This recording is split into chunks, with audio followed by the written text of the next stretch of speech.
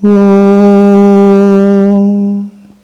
Jananim Sharadam Devim Ramakrishnam Jagadgurum Padapadme Tayo Shritva Pranamami Muhurmuhu.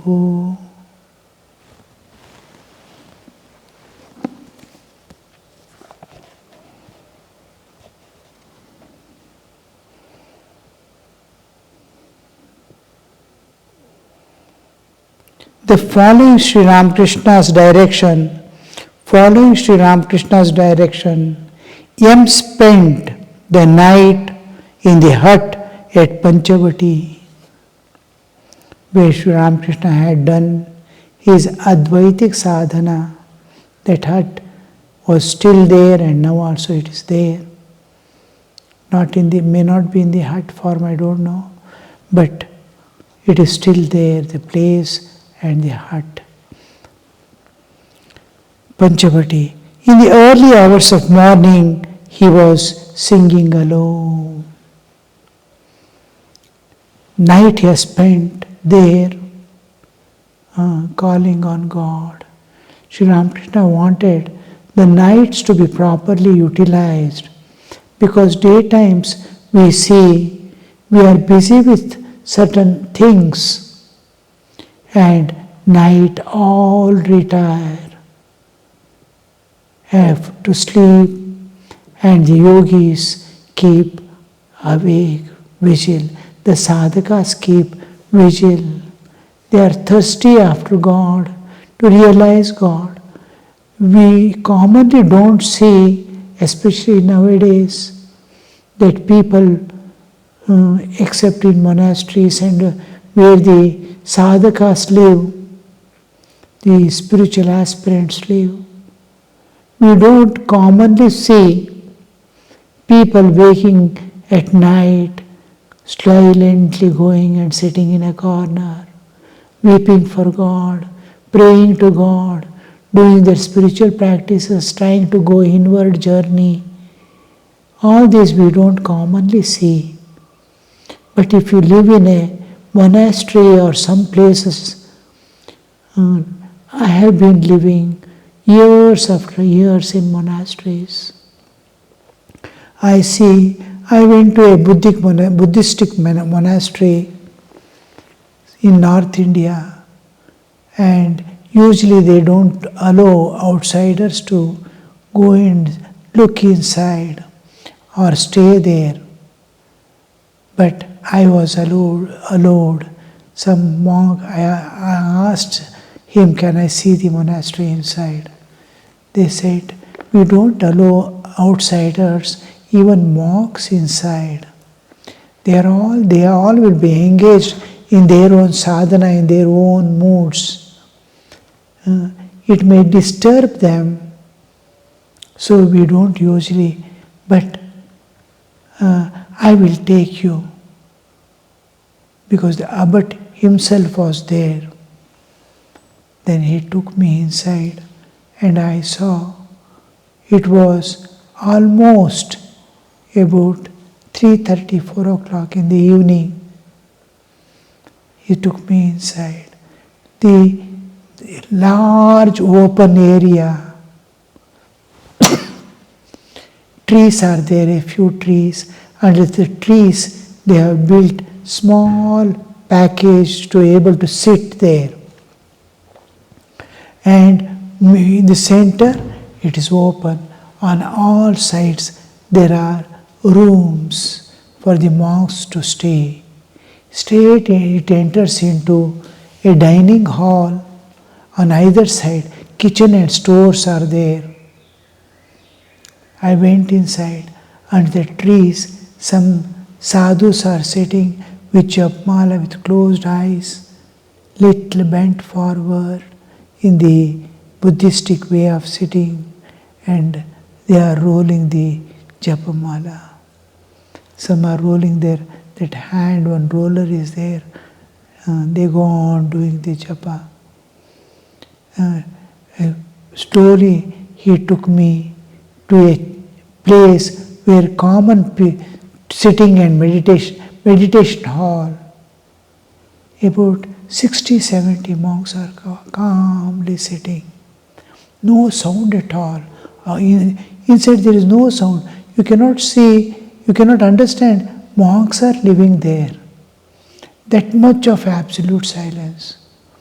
And all are busy in doing some, have cook, anything anybody brings, they will receive outside and send them away.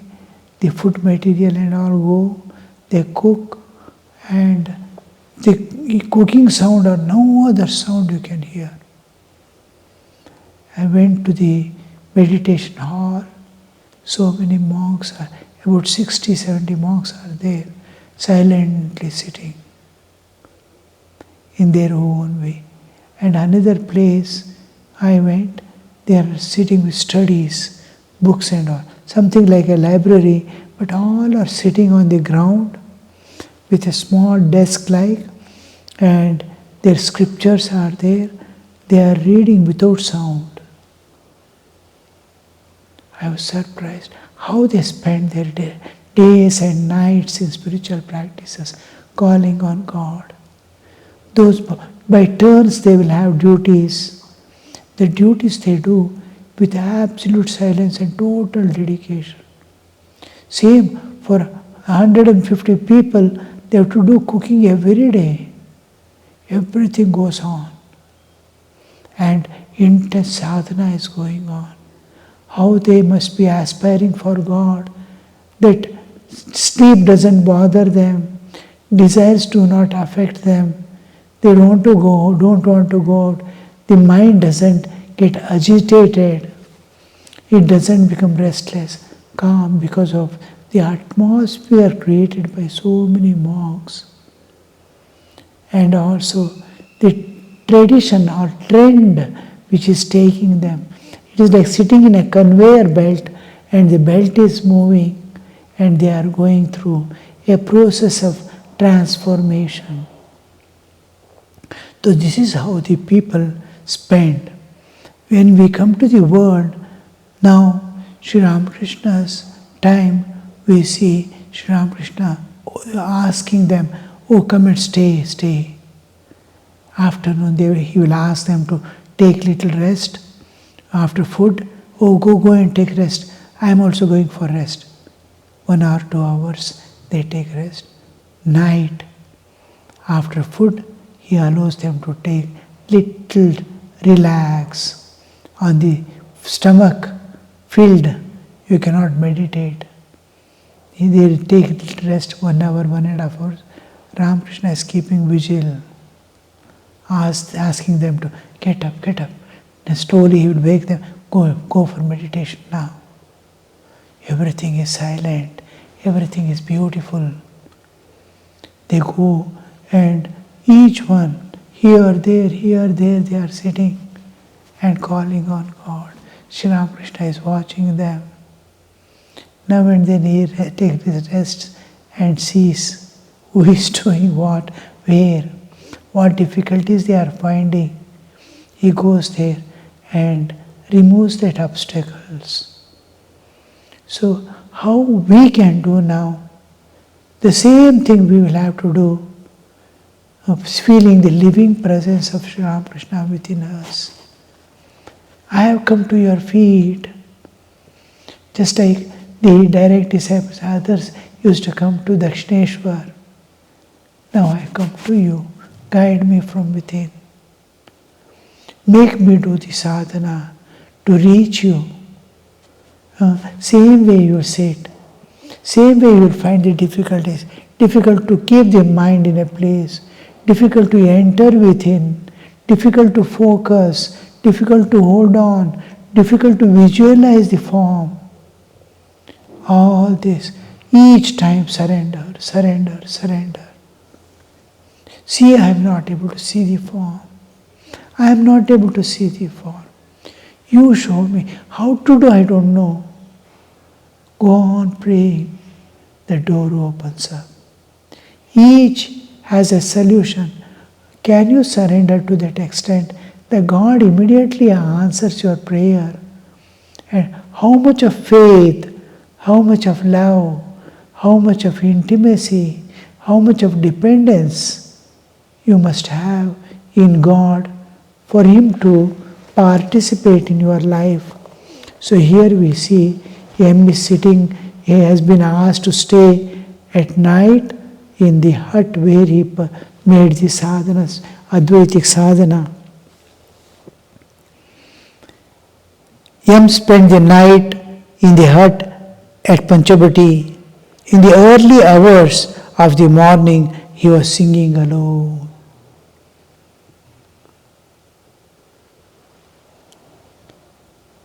This is how we see commonly all sadhakas, those who are intensely longing for God, in whom the sadhakatva, the spiritual aspirancy has awakened. Once the spiritual aspirancy awakens, means the sadhakatva awakens, all sleep will be driven away. The mind becomes so much concentrated, it is eager to penetrate through anything and pass. It is ready to take up any risk and danger. It is ready to put all efforts to reach that goal. It will never rest again. If sadhakatva or spiritual aspirancy awakens, he can no more rest. And he sees that it rests with attainment of goal. That awakening has to come. That awakening comes through constant, the three things called Kriya Yoga, Tapas, Swadhyaya, Ishvara Pranidhana. Tapas, all that body needs, mind needs, is provided. And all Tapa, Swadhyaya. Through tapas, I awaken the spirit, separates all the bodily existence and mental existence which supports the body. That mind also is lower self is suppressed, body is suppressed. Just it is fully taken care, body like taking care of a baby, all that it needs, timely exercises, intense activity. Mind is kept alert with all things, running and serving, doing all duties with diligence. It is kept in perfect tune. It is like polishing a knife or sharpening a knife every day. These activities are done with two awarenesses. I am doing for God. I have nothing to achieve from this work. Whether it is kitchen work or cleaning or worship in the temple, whatever work we are doing, it is for you. This is called parayana, dhyana parayana, like that, karma parayana. Whatever I do, I am learning something. Whatever I do, it must. Now, the parents earn. Whatever they earn, they want to keep for their children and grandchildren. He is rushing in the society with competition and earning so much, struggling to earn. He bought a car, he bought a house. All this he is doing with what purpose? What for? For his children and grandchildren. He is a santati parayana. He is doing everything for the sake of these people. Like that, you are doing everything for the sake of God. You are deva parayana. So when you are doing activities, whether it is cleaning vessel or cooking, or worshipping the shrine or serving, you are conscious, oh, all this result will go to God. God be pleased and these people will be blessed. So every action is Deva Parayana, Ishta Devata Parayana. So this makes the bodily condition suitable for sadhana. I can calmly sit and meditate. My mind is free. And then with all diligence, care and attention I will do. God cannot point today you are done, you are not done perfectly. He cannot say everything I have done perfectly, Lord. But I don't want anything from this. I want you. That attitude in work. Similarly, mind to be alert, especially in serving others. Seeing eye to eye, everything. Am I doing rightly? Does this person want anything? Does that person when we see in Belur Math, the brahmacharis are trained to serve. Each month their turn changes. For 3 days they have to just stand and watch how they serve, how they break things. They are not allowed to do. The time he enters into the kitchen for loading things, these people will go and stand behind the people who are working now presently. They go to the kitchen, take the things, buckets and all, how many buckets they need, almost constantly. Where from they take the buckets, where it will be kept. All this they have to observe for 3 days, how they fill, how they keep in line, how they take into the dining hall. Each one has his own thing to be served. One may be serving rice, one may be serving dal. Where he will keep his part. About 100, 150 people will be there in dining hall. They have to serve. And then how they serve, how they bend down, how much they bend, where is their mind, how they observe, how they smile, how they make the sadhus eating feel pleasant. All this they have to simply stand and watch for 3 days. The next 3 days they will be doing, these will be correcting. So by the time 6 days have gone to get the training of serving, after that you will see how much alert the mind becomes. At a glance he will be able to see he wants dal. This person wants. What he wants is known from his plate, from his face, his eyes, his looking. Immediately he goes exactly with that item which he wants. After 150 people, they are watching who wants what. How much of sensitivity, how much of alert. See the mind keeping alert at all times. It should not become dull. Mind becomes dull, you cannot see the form within. It enters into sleep. It enters into mudhata. Everywhere. I am working, I am doing, I am observing, I am alert to all things. So that kind of, and when you sit for meditation, all drops away. The perfection you show in the external world is utilized here. How he enters into meditation. He has forgotten the world. He has forgotten his body. The light within is shining, beckoning him to the inner self. So this is how now Sri Ramakrishna is training them in that process of entering into higher levels of consciousness. So he wants them to come and stay at night and spend the night in thought of God. Stay for 3 days. Stay for 1 day at least. Within that, you'll be gaining the exact way how to meditate, how to enter inside.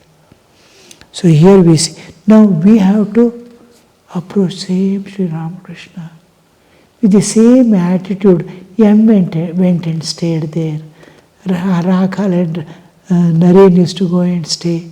How they used to remain expecting Sri Ramakrishna to guide them.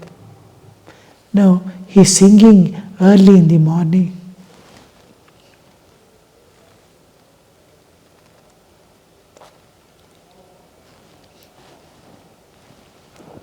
I am without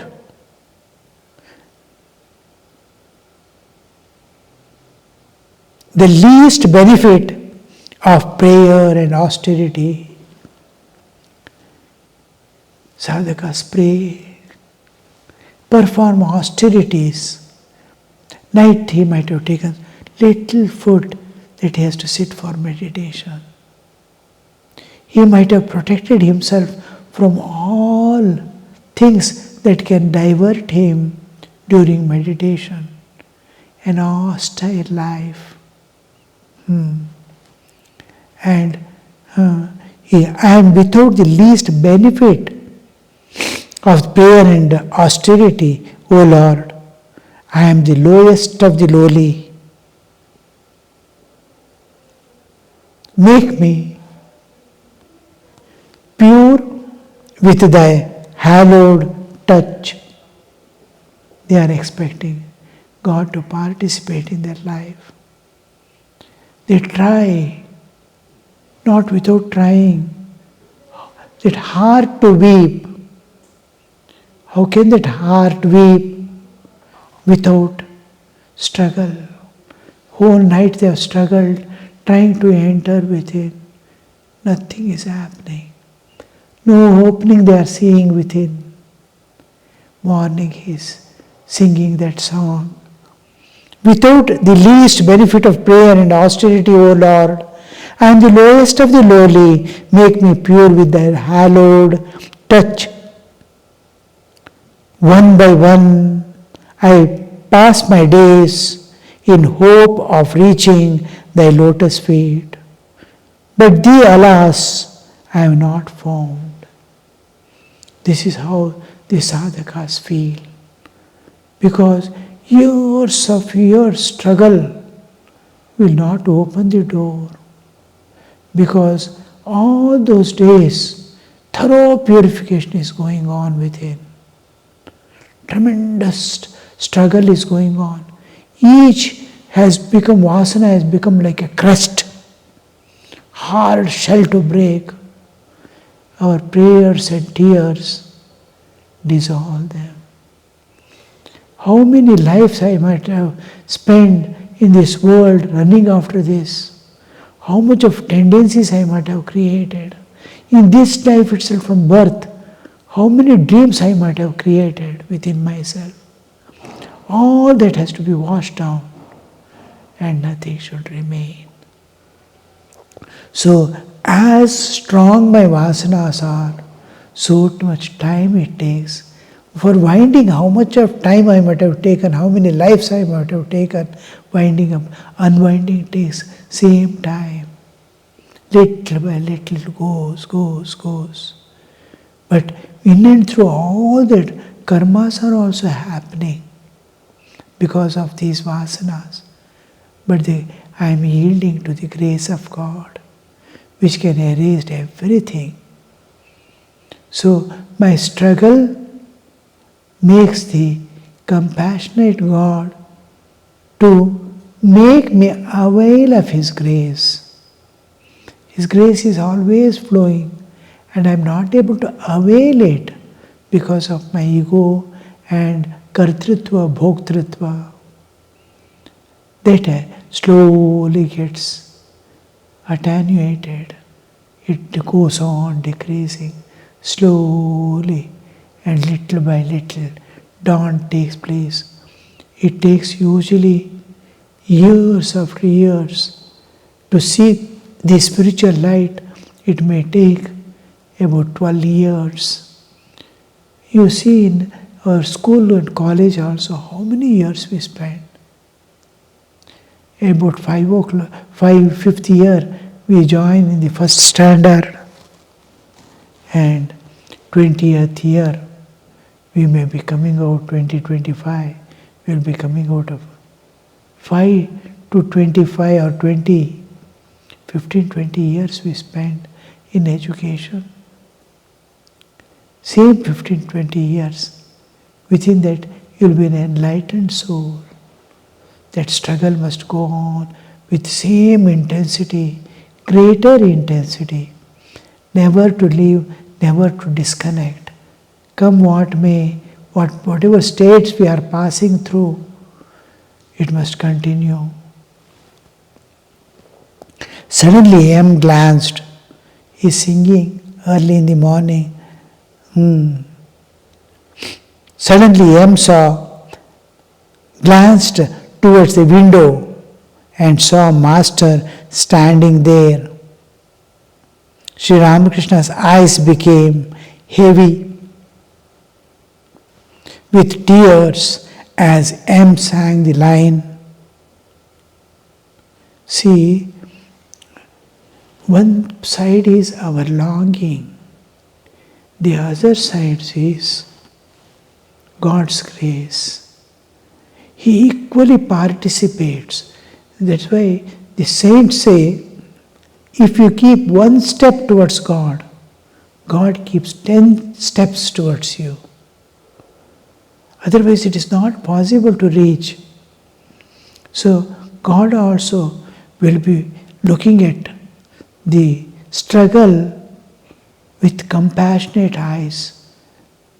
He can erase, He can give enlightenment in a moment, but He honors His laws. The nature, He, out of His own will, for the welfare of this universe, He has created laws. And He doesn't want to go against the laws of nature. He sees in such a way, doesn't matter. A little more or less time, they will be passing through. So here we see Sri Ramakrishna's eyes became heavy with tears as M sang the line, I am the lowliest of the lowly, and make me pure with thy hallowed touch.